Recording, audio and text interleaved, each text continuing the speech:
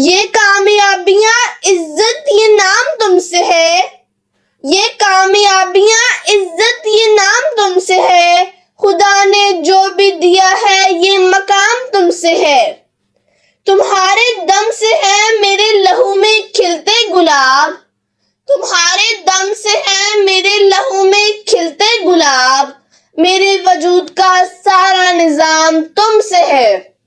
جناب صدر، محترم اساتذہ کرام اور میرے عزیز ساتھیوں، السلام علیکم۔ آج مجھے اس پروقار اور عظیم الشان تقریب میں جس موضوع پر لب گشائی کا موقع ملا ہے اس کا عنوان ہے میری ماں۔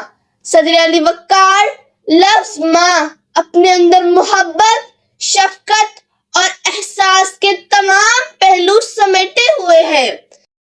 ماں اس کائنات میں سب سے سچے رشتے کا نام ہے۔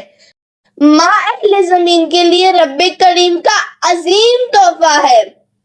روک لیتا ہے بلاؤں کو وہ اپنے اوپر، روک لیتا ہے بلاؤں کو وہ اپنے اوپر، ماں کا آنچل مجھے جبریل کا پر لگتا ہے۔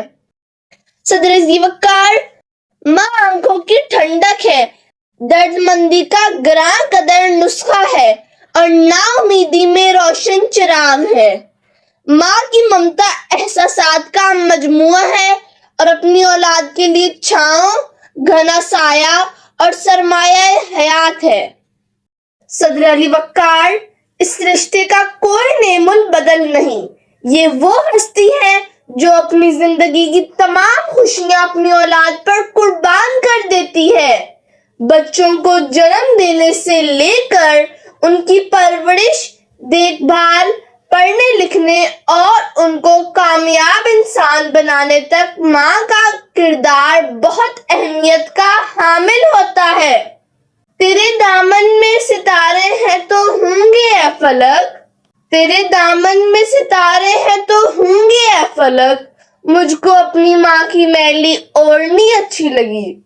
جناب صدر، دین اسلام میں ماں کی نافرمانی کو بہت بڑا گناہ قرار دیا گیا ہے، کیونکہ ماں وہ ذات ہے جس نے سخت حالات میں اولاد کو پالا پوسا، ان کی پرورش میں اپنی ہر راحت کو قربان کیا، اپنا آرام ترک اور اپنی ہر خواہش کو نثار کیا۔ بچوں کی زبان، گفتگو اور لب و لہجے کو تہذیب یافتہ بنانے میں اپنا اہم کردار ادا کیا۔ اللہ تعالیٰ ہر ماں کو سلامت رکھے، آمین۔ گود سے گوڑ تک ہر بات سکھاتی ہے ماں، گود سے گوڑ تک ہر بات سکھاتی ہے ماں، ہر روز ایک نیا لفظ بتاتی ہے ماں۔ زندگی کے سفر میں گردشوں کی دھوپ میں، زندگی کے سفر میں گردشوں کی دھوپ میں، جب کوئی سایہ نہیں ملتا تو یاد آتی ہے ماں۔ شکریہ۔